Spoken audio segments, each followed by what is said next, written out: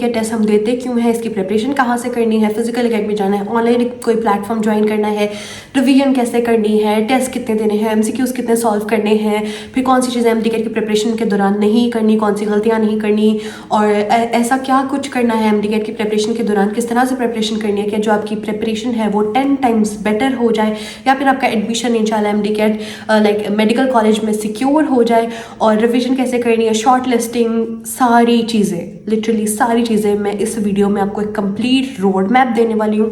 Assalamu alaikum. I am Dr. Hira Usman doing my MBBS from SIMS Lahore. Welcome to Ultimate MD-CAT Success Series. If you want to score 190 plus in MD-CAT, pause this video right here and hit the subscribe button so you don't miss even a single video. सबसे पहले आप लोग MD-CAT दे क्यों रहे हो? अच्छा, पहली बात ना, ये स्टूडेंट्स को कोई भी नहीं बताता। जब आप एकेडमी में पहले दिन गए हो तो कभी भी आपको कोई भी ये बात नहीं बताएगा कि आप लोग वो टेस्ट दे क्यों रहे हो। पहले ना अपना एक मकसद आपके सामने होना चाहिए कि आपका मकसद क्या है वो टेस्ट देने का। क्या आप डॉक्टर बनना चाहते हो सिर्फ पैसे कमाने के लिए, या फिर आप वाकई लाइक लोगों की हेल्प करना चाहते हो, ठीक है, एक अच्छे मकसद के लिए बन रहे हो, या फिर आप बन रहे हो सिर्फ और सिर्फ अपने पेरेंट्स के प्रेशर की वजह से। मोस्टली स्टूडेंट्स, अब मैंने ना लाइक वाइट कोट वॉइस में जब भी कोई रजिस्ट्रेशन एडमिशन फॉर्म करता है तो मैं स्टूडेंट से पूछती हूँ, एडमिशन फॉर्म में ये होता है कि आप क्यों बनना चाहते हो, ठीक है। मोस्टली पेरेंट्स ये कहते हैं हम लोग सिर्फ और सिर्फ अपने पेरेंट्स की वजह से बनना चाहते हैं, लाइक मोस्टली स्टूडेंट्स ये कहते हैं, सॉरी। तो बेसिकली आपको ना अपना एम एक अच्छा सिलेक्ट करना है। ये नहीं है कि अगर आप लोग MD-CAT पैसों के लिए दे रहे हो ना, कि आप सोचोगे कि आप डॉक्टर बन के बहुत पैसे कमाओगे और सिर्फ पैसों के लिए डॉक्टर बन रहे हो, तो नहीं बनो। मतलब देखो, मैं आपको कहूँगी फिर आप वीडियो ये देखो ही नहीं। ये बड़ी एक हार्श रियलिटी की बात करी हूँ, लेकिन अगर आप लोग सिर्फ पैसों के लिए डॉक्टर बन रहे हो, सिर्फ पैसों के लिए MD-CAT दे रहे हो, तो फिर देने का मकसद ही कोई नहीं है, ठीक है। क्योंकि ये फील्ड सिर्फ और सिर्फ पैसों से बहुत लाइक कह लो कि इसमें बहुत कुछ और भी है। लाइक अगर किसी मकसद के लिए इसको कर रहे हो तो वेल एंड गुड, तो फिर ज़रूर ये वीडियो देखो। लेकिन अगर कोई मकसद नहीं है आपका मकसद सिर्फ पैसे है, तो फिर मैं कहूँगी पैसे कमाने के और बहुत अच्छे तरीके भी हैं, ठीक है। मतलब बहुत और भी तरीके हैं पैसे कमाने के। शायद बिजनेस में MD-CAT लाइक बिजनेस में डॉक्टर बनने से ज़्यादा पैसे हों, ट्रेडिंग में ज़्यादा पैसे हों, फैमिली व्लॉगिंग में, वो मैं आपको सजेस्ट नहीं करी। लेकिन बस एक बेसिक बात कर रही हूँ कि मकसद अपना सामने रखो, कि कल को ना जब आप हॉस्पिटल में होगे ना, तो आपका मरीज़ जो है, आपका पेशेंट है, वो आप पे डिपेंड करता है यार। वो अपनी ज़िंदगी, उसकी ज़िंदगी आप पे कल को डिपेंड करती है। तो मतलब ये एक बहुत बड़ा मकसद है। ये सिर्फ एक टेस्ट नहीं है, ये पूरा एक बहुत बड़ा मकसद है। और कल को बहुत से इंसानों की ज़िंदगी आपके हाथ में होनी है, ठीक है। और इंसानी जान बहुत कीमती है, बहुत कीमती है। तो अपने मकसद को, मुझे पता है ये बात आपको पूरी प्रेपरेशन के दौरान शायद कोई भी नहीं बताएगा, कोई भी, लेकिन ये बहुत इंपॉर्टेंट बात है। मैं इस पॉइंट पे सबसे ज़्यादा टाइम स्पेंड करूँगी अपने वीडियो में, क्योंकि ये बात सचमुच बहुत ज़्यादा इम्पॉर्टेंट है। लेकिन इस बात पे मोस्टली जो कह लो कि ना लोग बातचीत इसके बारे में नहीं करते। अच्छा, अगर पेरेंट्स के प्रेशर से बन रहे हो ना, तो उनसे एक बार डिस्कस करो कि ये इश्यूज़ हैं, या अगर मेरा कोई और ड्रीम है तो उन्हें बताओ, ठीक है। अगर पैसों के लिए बन रहे हो तो फिर अपनी या तो नीयत, अल्लाह ताला से दुआ करो कि आपकी नीयत ये हो कि अल्लाह ताला, नहीं मैं वाकई ही मतलब इंसानों की हेल्प करना चाहता हूँ, ठीक है। मुसलमान है, नॉन मुस्लिम है, जो भी है, लेकिन आप लोगों के लिए भला करना चाहते हो, फिर बनो, फिर ये टेस्ट दो। क्योंकि MBBS इटसेल्फ बहुत डिफ़िकल्ट है। अगर आपके जहन में ये एक एम होगा ना कि मैं पैसों के लिए बन रहा हूँ, तो आप उतना मोटिवेटेड नहीं फील करोगे, उतना पैशनेट। अगर आपके दिमाग में ये एम होगा आपके दिल में कि अच्छा नहीं यार, मैं जब पढ़ रहा हूँ ना, मैं प्रॉफ दे रही हूँ, जैसे मैं फ़र्ज़ करूँ मैं प्रॉफ के लिए पढ़ रही हूँ, मैं रात जाग रही हूँ, मेरी कमर में दर्द हो रहा है, मेरी आँखें, सर सब कुछ दुख रहा है, और मैं लेकिन ये सोच रही हूँ कि नहीं, अगर मैं कल को किसी का इलाज करूँगी, कोई मेरी वजह से ठीक हो रहा है, तो मुझे सवाब भी तो मिलेगा ना। तो ये नियत रखोगे तो फिर पढ़ पाओगे, फिर टेस्ट भी इंशाल्लाह क्लियर होगा, ठीक है। तो अब आपको समझ आ गई। बेसिकली पहले अपना एम डिफाइन करो, बन क्यों रहे हो, MD-CAT देना क्यों चाहते हो, ठीक है। और हाँ, एक और चीज़ यहाँ पे ना, अपनी लाइक आपका जो ड्रीम कॉलेज है ना, वो भी डिसाइड करो। वो KE है, वो SIMS है, वो अल्लामा इकबाल है, वो RMU है, जो भी कॉलेज है उसको डिसाइड करो, ठीक है। वो आपके अपने शहर का भी कॉलेज हो सकता है, ठीक है। तो ये कोई ज़रूरी नहीं है कि आपका ड्रीम कॉलेज KE हो या SIMS ही हो, ऐसा नहीं है। वो डिपेंड करता है कि आपके लिए क्या बेटर है, लेकिन आपको अपना लाइक कह लो कि एक पर्पस पता होना चाहिए। फिर दूसरी बात, आपको इस पूरे टेस्ट का पैटर्न पता होना चाहिए कि टेस्ट है क्या, बेसिकली होता कैसे। अच्छा, अब दो चीज़ें हमारे पास, कि टेस्ट नेशनल होगा या टेस्ट प्रोविंशियल होगा। मोस्ट प्रोबेबली अभी तक की जो न्यूज़ है उसके अकॉर्डिंग टेस्ट जो है वो हमारे पास नेशनल होगा, लेकिन ये कंफर्म नहीं है कि टेस्ट नेशनल ही होगा, ये भी मतलब मैं श्योरिटी से नहीं कह सकती। अब ये डिपेंड करता है, ये हमें जब तक कोई कंफर्म न्यूज़ नहीं आती। लेकिन मैं आपको कहूँगी कि आप प्रिपेयर्ड रहो नेशनल एमडीकैट के लिहाज से, आप प्रिपेयर्ड नेशनल के लिहाज से रहो, ठीक है। एक बात देखो यार, तकरीबन सारी बुक्स का ना जो सिलेबस है ना, वो कोर जो है ना सिलेबस की, वो क्या है, सेम ही है। मतलब सारा जो एक कोर वैल्यू है ना वो सारा, जैसे आपको पता है कि जैसे बायो है ना, बायो में अगर आप अपने प्रोविंस की फर्ज करो, पीटीबी में पंजाब की, मैं अगर पीटीबी पढ़ रही हूँ तो मुझे फेडरल तो ज़रूरी पढ़नी है। फेडरल की जो एफटीबी बुक है वो आपने ज़रूरी पढ़नी है, तो ये आपका बायो क्लियर होगा। तो इसीलिए अब इसमें एक और चीज़ आपको बताती हूँ। अब हम लोगों ने जिस तरह के अपने लेक्चर्स बनाए ना वाइट कोट वॉरियर्स में, हमने वो लेक्चर्स इस तरह से बनाए हैं कि आप लोग इजीली आपकी सारी बुक्स कवर हो जाएंगी। सिंध की भी आपकी बुक कवर हो जाएगी, केपी की बलोचिस्तान, सारी बुक्स आपकी कवर हो जाएंगी। तो अभी तक आप लोग प्रिपेयर्ड हो नेशनल एमडीकैट के अकॉर्डिंग। अब हमारे जो केमिस्ट्री के लेक्चर्स हैं, फिजिक्स के लेक्चर्स हैं, वो सारे हमने नेशनल एमडीकैट के अकॉर्डिंग आपको उसकी प्रिपरेशन करवा, स्पेशली बायोलॉजी मैं आपको पढ़ाऊंगी हमारे सेशन में, ठीक है। अब आप लोग प्रिपेयर्ड रहो किसके अकॉर्डिंग, नेशनल के अकॉर्डिंग। लेकिन अभी कंफर्म नहीं है कि नेशनल होगा टेस्ट या प्रोविंशियल होगा। अच्छा, अब तीसरी बात है कि आप लोगों ने अपने कॉन्सेप्ट्स बहुत स्ट्रॉन्ग बिल्ड करने हैं, आपके कॉन्सेप्ट्स बहुत क्लियर होने चाहिए, क्रिस्टल क्लियर। अब होता क्या है कि बच्चों को ना, अच्छा अब जो फिजिकल एकेडमीज है ना मोस्टली उसका बताती हूँ। अब फिजिकल एकेडमीज अगर आप कोई भी ज्वाइन करते हो, उसमें क्या होता है कि आप लोग 50-50 हज़ार फीस भरते हो, अब वो एकेडमी ज्वाइन करते हो। लेकिन होता क्या, जब आप वहाँ जाते हो बहुत ज़्यादा डीमोटिवेटेड हो जाते हो, क्योंकि कभी कभार कुछ एकेडमीज में मैंने ऐसा देखा या मैंने खुद पढ़ के वहाँ पर देखा है कि वहाँ पर जो टीचर्स हैं, अब वो क्या करेंगे कि जो टेस्ट का वहाँ पे आपको पढ़ाने का डिफ़िकल्टी जो लेवल है ना उनका, वो बहुत ज़्यादा हाई होगा। अब जब डिफ़िकल्टी लेवल इतना हाई है, बच्चा वैसे ही डीमोटिवेटेड हो जाएगा कि यार मुझे तो कुछ आ ही नहीं रहा, तो वो स्टूडेंट ने वैसे ही डीमोटिवेट हो जाना है, उससे नहीं फिर अच्छे से पढ़ना, ठीक है। तो आप ऐसी जगह से तैयारी करो जो आपको लाइक स्टैंडर्ड लेक्चर्स देंगी, ठीक है। डिफ़िकल्टी लेवल बहुत ज़्यादा भी नहीं होना चाहिए और बहुत ज़्यादा लो भी नहीं होना चाहिए कि आपको सिंपल एफएससी वाली चीज़ें पढ़ा दें, नहीं। ऐसी जगह से प्रिपरेशन करो, ऐसी जगह से लेक्चर्स लो जो आपको एक दरमियानी लेवल पे रहकर, जो एमडीकैट को समझकर एमडीकैट के लेवल पे रह के पढ़ाएं। अब देखो कुछ अकेडमीज में जहाँ 50-50 हज़ार फीस भरते हो, वहाँ पे क्या होता है, वो आपको पीएचडी लेवल पढ़ा रहे हैं। लेकिन मैंने खुद पढ़ के देखा ना, वहाँ पे बायो मुझे पता नहीं किस पीएचडी लेवल की पढ़ाई जाए, जबकि एमडीकैट में बेसिकली आपने देख ही लिया होगा यूएचएस का एग्जाम कैसी बायो आती है, बेसिक लेवल की आती है ना, बुक की लाइन्स ही आती हैं बेसिकली। और हाँ ये है कि आपका टीचर ऐसा हो कि जो आपको कॉन्सेप्ट्स भी पढ़ाए, ठीक है, कॉन्सेप्ट्स आपके स्ट्रॉन्ग हो।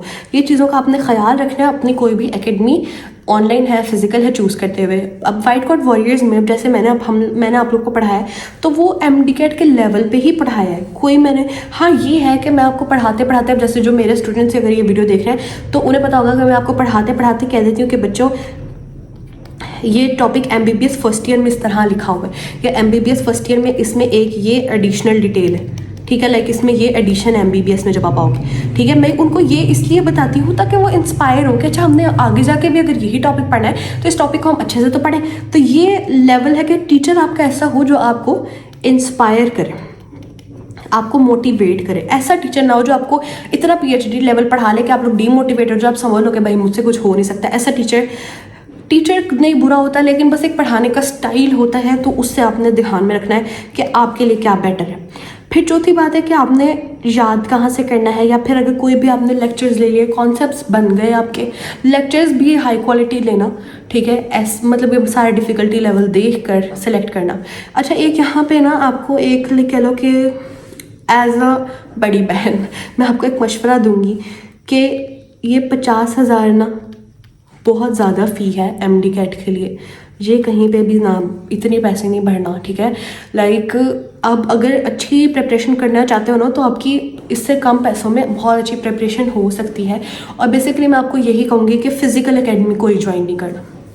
फिजिकल एकेडमी में ना टाइम बहुत ज़्यादा वेस्ट हो जाता है आपके आने जाने में। फिर देखो अगर आप बीमार पड़ गए, हम इंसान ही हैं, हम बीमार हो जाते हैं। मैं प्रॉफ में बीमार हो गई थी, तो ये होता है कि आपका कोई भी अगर लेक्चर फर्स्ट करो मिस हो गया, आप फिजिकल एकेडमी जा रहे हो, लेक्चर मिस हो गए, अब बाद में उसको सर आपके लिए दोबारा से नई क्लास तो नहीं लगाएंगे। ऑनलाइन में ये फ़ायदा कि आप अगर आपका लेक्चर मिस हो गया तो आप उसको किसी भी वक्त ले सकते हो। वाइट कोट वॉरियर्स में ये है कि हमने आपको एक्सेस दी हुई है टिल MDCAT। अब उसमें हमारे वाइट कोट वॉरियर्स में आप किसी भी वक्त पे वो लेक्चर सुन सकते हो, ठीक है। लाइक उसकी कोई मतलब आप जब मर्जी चाहो टेस्ट भी दे सकते हो। हम लोग स्केड्यूल कर देते हैं कि ये टेस्ट इस दिन होगा, लेकिन अगर कोई बच्चा, जैसे मेरे इतने स्टूडेंट्स हैं, मुझे कहते हैं आप ही हमारी फैमिली में ना डेथ हो गई। वो एक दिन तो मैं बड़ी उदास थी, एक बच्चे की फैमिली में कोई एक्सीडेंट हुआ और उसकी लाइक 3 फैमिली मेम्बर्स की डेथ हो गई। तो उसने लाइक कह लो कि पूरा मंथ उसने कुछ भी नहीं पढ़ा। लाइक वो ट्रॉमाटाइज थी। फिर मैंने पहले तो उसको समझाया कि अपने आप को थोड़ा सा संभालो। अच्छा लाइक इस तरह तो कोई भी मिसहैप हो जाए लाइक, तो आप लोगों के लेक्चर्स मिस होंगे, आप लोग पढ़ नहीं पाओगे, ठीक है। तो आप अगर ऑनलाइन में हो तो ये आपका फ़ायदा कि आप जैसे मर्जी पढ़ सकते हो। फिजिकल में होता है किसी वक्त थके हुए हो, आपकी अटेंशन नहीं है लेक्चर में। फिर इसके अलावा जो फ्रेंड्स हैं वो बहुत ज़्यादा आपको डिस्ट्रैक्ट कर देते, तो अपने MDCAT में फ्रेंड से डिस्ट्रैक्ट नहीं होना, ठीक है। अच्छा इसके अलावा हम लोग देखते हैं कि ये आपको समझ आ गया। हाँ, अब हम देख रहे थे कि आपने सोर्सेज क्या है, राइट सोर्सेज क्या, आपने कहाँ कहाँ से मटेरियल जो है वो याद करना है। अच्छा सबसे जो इम्पॉर्टेंट चीज़ है ना वो आपकी अपनी टेक्स्ट बुक है। कोई भी नोट्स, कोई भी चीज़ टेक्स्ट बुक का कह लो कि टेक्स्ट बुक को रिप्लेस नहीं कर सकती, ठीक है। लेकिन अब यहाँ पे हमारे पास एक आ रहा है इशू कि अगर फर्ज करो कि हमारे पास हो रहा है नेशनल MDCAT। अगर तो नेशनल MDCAT है तो आप सारी टेक्स्ट बुक्स नहीं पढ़ सकते, ठीक है। अगर फर्ज करो आपके पास 4 या 5 बुक्स हैं, आप एट अ टाइम उन सबको नहीं पढ़ सकते, ठीक है। कोई भी इतनी आइंस्टाइन की औलाद नहीं होता कि वो इतनी बुक्स को अच्छे से पढ़ सके। अगर पढ़ भी लोगे तो वो अच्छे से नहीं होंगी, ठीक है। इसके लिए हम लोगों ने अपनी इंशाल्लाह प्रेप बुक बहुत जल्दी लॉन्च करनी है, आप लोगों के साथ शेयर करनी है। उसमें हम लोगों ने सारा डाटा एक साथ कंबाइन कर दिया, ठीक है। मतलब समराइज करके उसको एक साथ कंबाइन कर दिया ताकि जो डिफरेंट स्टूडेंट्स हैं उनके लिए मुश्किल ना हो, डिफ़िकल्टी ना हो अलग अलग सी चीज़ें पढ़ने में। हमने उसको एक ही जगह पर समराइज़ करके आपको दे दी सर। लेकिन सबसे इंपॉर्टेंट जो है वो कोई भी नोट्स जो है आपने अपनी टेक्स्ट बुक को साथ लेकर ज़रूर चलना है, ठीक है। आपकी कोई भी टेक्स्ट बुक है, लाइक आपकी जो आपके अपने प्रोविंस की टेक्स्ट बुक है उसको पढ़ो। और जब तक हमारे पास ये चीज़ नहीं कंफर्म हो जाती कि MDCAT नेशनल होगा या प्रोफेशनल, तब तक ये कुछ हमारे पास लाइक कह लो कि कुछ भी सर्टन नहीं है कि क्या चीज़ हो जाएगी, हम नहीं कह सकते।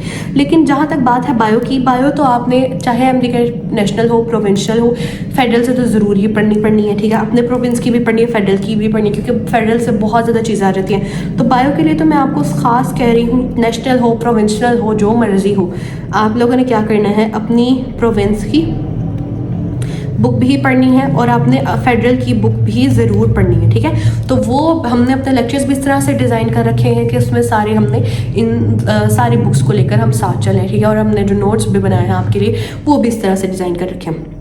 अब आपको समझ आ गया कि बुक को इंपॉर्टेंस देंगे। अच्छा अब यहाँ पे ना एक बस छोटी सी वीडियो थोड़ी लेंथी और एक छोटी सी बात बताती हूँ। जैसे बच्चों बायो है ना, बायो में ना बेसिकली जो बुक की लाइंस होती है ना वो भी एग्जैक्ट आ जाती हैं, तो बुक की लाइंस को अच्छे से करना। सिमिलरली यही चीज़ होती है केमिस्ट्री में। केमिस्ट्री में कभी कभी ये होता है कि जो बुक की लाइंस है ना वही एग्जैक्ट जो है ना वो MCQs में आ जाती हैं, ठीक है। फिर केमिस्ट्री में ना हमारे पास है ऑर्गेनिक को आपने किस तरह से प्रिपेयर करना है। ऑर्गेनिक PTB में भी बहुत अच्छी लिखी हुई है और FTB में भी बहुत अच्छी लिखी हुई है, ठीक है। और आप इनमें से कोई भी बुक ले लो, अगर अपने प्रोविंस की ले लो तो अपने प्रोविंस की ले लो। अब वहाँ से जो रिएक्शंस है ना, जब तक आप रिएक्शंस को प्रैक्टिस नहीं ना करोगे, रिएक्शंस को लिख कर नहीं देखोगे, तब तक आपकी ऑर्गेनिक नहीं अच्छी होनी। तो ऑर्गेनिक के लिए तो मैं आपको ख़ास टिप दे रही हूँ। बाकी इसके अलावा केमिस्ट्री के ऊपर डिटेल गाइडेंस की अलग वीडियो है, बायो के ऊपर अलग वीडियो है। लेकिन आपने ये याद रखना है कि जो ऑर्गेनिक है उसको आपने किस तरह से प्रिपेयर करना है। अच्छा इसके अलावा हमने 4th पॉइंट कर लिया। अब हम लोग देखते हैं कि प्रैक्टिस आपने किस तरह से करनी है। प्रैक्टिस MDCAT में बहुत ज़्यादा इंपॉर्टेंट है। प्रैक्टिस आप लोगों ने इस तरह से करनी है। प्रैक्टिस में मैं आपको बता रही हूँ कि जितनी ज़्यादा प्रैक्टिस करोगे ना, प्रैक्टिस के ना कुछ इंपॉर्टेंट पॉइंट्स हैं प्रैक्टिस करने के भी, वो मैं आपको समझाती हूँ। देखो अब कुछ स्टूडेंट्स ये सोचेंगे कि हम लोग अगर फर्स्ट करो एक स्टूडेंट, मैं आपको 2 स्टूडेंट बनाती हूँ, ये हमारा स्टूडेंट A है और ये हमारा स्टूडेंट B है। आपने खुद बताना कि इसमें से बेस्ट कौन सा है, मुझे जल्दी से जवाब दें। ये स्टूडेंट A जो है हमारा, ये दिन में 400 MCQs प्रैक्टिस करता है, ठीक है। और ये जो स्टूडेंट B है हमारा, ये दिन में 300 MCQs प्रैक्टिस करता है। अब ये दोनों जब एकेडमी में मिलने गए, ठीक है, ये साथ क्लास ले रहे हैं, तो ये हमारा जो है ना, सॉरी 1 मिनट रुको, ये हम बना लेते हैं रेड्स, तो जो स्टूडेंट हमारा बी है ना, वो कहता है कि भाई मैंने तो ये कहता है मैंने 300 MCQs प्रैक्टिस किए, और जो हमारा स्टूडेंट येलो है ना या फिर ए, वो हम कहता है कि मैंने 400 प्रैक्टिस किए। अब ये 400 वाला बड़ी शोखिया मारा है और 300 वाला बेचारा डिप्रेशन में जा रहा है कि इसने तो इतना ज़्यादा कर लिया, मैंने तो कम किए। लेकिन ये जो 300 वाला है ये क्या करता था, ये उनकी जो मिस्टेक्स हुई है ना, स्टूडेंट बी जो है हमारा मिस्टेक्स को बहुत अच्छे से लर्न करता है, और जो स्टूडेंट ए है ये अपनी मिस्टेक्स को ऐसे छोड़ देता, बस ध्यान से बस हल्की फुल्की नज़र मार ली और उनको कहीं पे भी नोट नहीं किया, उनको ऐसे ही जाने दिया। लेकिन जो स्टूडेंट हमारा स्टूडेंट बी है वो अपनी मिस्टेक्स को एक सेपरेट रजिस्टर बनाकर उसमें नोट करता था, ठीक है। लाइक अब जब अब MDCAT के दिन करीब आए हैं, ठीक है, अब MDCAT वाला वीक आ गया, अब ये क्या होगा, अब MDCAT वाले वीक में ये स्टूडेंट ने बेशक बहुत प्रैक्टिस की हुई है, लेकिन इसके पास वो मिस्टेक्स ही नहीं है एक कंपाइल फॉर्म में। आपने अपनी मिस्टेक्स खुद ही कंपाइल करी, लेकिन जो ये वाला स्टूडेंट है हमारा स्टूडेंट भी, इसके पास सारी मिस्टेक्स जो है ना वो एक कंपाइल्ड फॉर्म में अवेलेबल है अपनी खुद, जो इसने साथ साथ एक रजिस्टर पे नोट किए।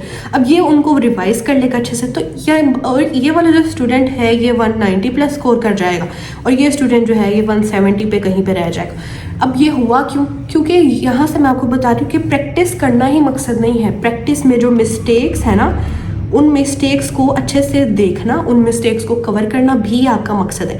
जब तक मिस्टेक्स नहीं करोगे तब तक मिस्टेक्स करो, लेकिन उनको से सीखो भी, उनको सही भी कर लो, ठीक है, उनको कंसल्ट कर लो। अब हम लोगों ने क्या प्रोवाइड किया है, जैसे हम आप लोग प्रैक्टिस करते हुए आपको कोई मिस्टेक होता है, व्हाइट कोड वॉरियर्स के सेशन में आपको जो टीचर सपोर्ट है वो प्रोवाइडेड है।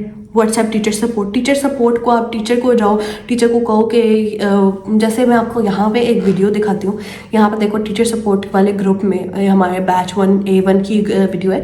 यहाँ पे बच्चों ने वॉइस नोट्स में टीचर जो है हमारी, उन्होंने वॉइस नोट्स में बच्चों को समझाया हुआ है, फिर कहीं पे टीचर ने लिख कर वीडियो से समझाया हुआ है। तो देखो हमारी टीचर बहुत मेहनत करी है। अच्छा मैंने ना कुछ अर्सा पहले, अच्छा अब आपको एक ऑनेस्ट बात बताती हूँ, मैंने कुछ अर्सा पहले एक जगह पे एक ऑनलाइन प्लेटफॉर्म में जॉब की थी, वहाँ पर मैं एज अ टीचर सपोर्ट थी, और मुझे वहाँ से पता क्या इंस्ट्रक्शंस क्या थी। एज अ टीचर सपोर्ट मुझे इंस्ट्रक्शंस ये थी कि आपने ना बच्चों को, किसी बच्चे को भी अगर कोई बच्चा 3 से ज़्यादा सवाल करे तो आपने उसको रिप्लाई नहीं करना, बस 3 सवालों का रिप्लाई करें। मुझे इंस्ट्रक्शंस थी कि आपने उठा के वही सवाल ChatGPT में डालना है और फिर बच्चे को कॉपी पेस्ट मार देना। और लिटरली मैं ना कुछ अर्सा, यही 1 महीने की जॉब थी मेरी, मैं कुछ अर्सा ये करती रही, वही सवाल ChatGPT में डाल के बच्चे को मतलब दे देती थी, चाहे वो सही है चाहे वो गलत है, मैं नहीं देखती थी मैसेज।